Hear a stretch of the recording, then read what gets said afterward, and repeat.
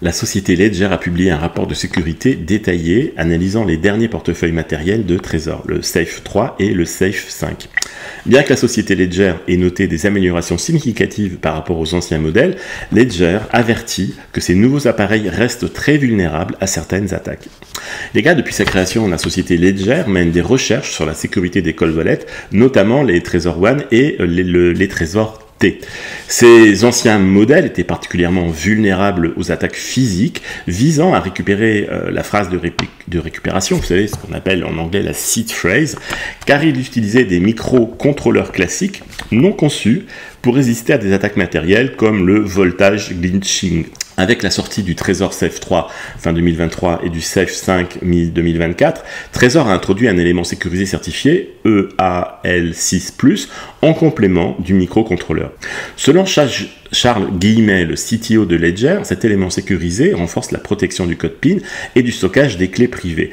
Ça rendrait plus difficile l'extraction des clés privées par des moyens conventionnels. Mais malgré ces améliorations, la société Ledger met en lumière une faiblesse persistante. Toutes les opérations cryptographiques, comme la signature des transactions, sont toujours effectuées sur un microcontrôleur qui est vulnérable aux manipulations du firmware. Si un attaquant modifie le firmware du microcontrôleur lors de la fabrication ou du transport, il pourrait compromettre l'appareil avant même qu'il n'atteigne l'utilisateur.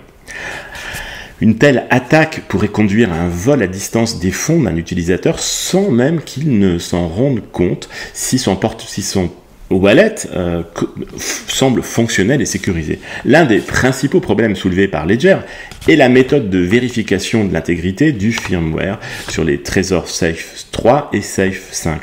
Bien que l'élément sécurisé protège efficacement le code PIN, il ne garantit pas l'authenticité du firmware exécuté sur le microcontrôleur.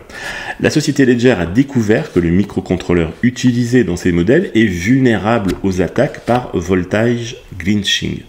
Ce type d'attaque permet à un pirate sophistiqué de lire et de modifier le firmware stocké en mémoire. Trezor utilise un secret prépartagé entre l'élément sécurisé et le microcontrôleur pour vérifier l'authenticité du firmware. Toutefois, un attaquant pourrait extraire ce secret via une attaque par glitching, puis reprogrammer l'appareil tout en restant indétectable pour l'utilisateur. À la suite de ce rapport de Ledger, de nombreux utilisateurs de Trezor ont demandé si leurs fonds restaient en sécurité. Sur X, l'équipe de Trezor a répondu que les fonds sont en sécurité et que la faille mentionnée par Ledger est une vulnérabilité qui est déjà connue. Alors, toutefois, certains quand même s'interrogent légitimement sur l'absence de correctifs depuis la découverte de cette faille.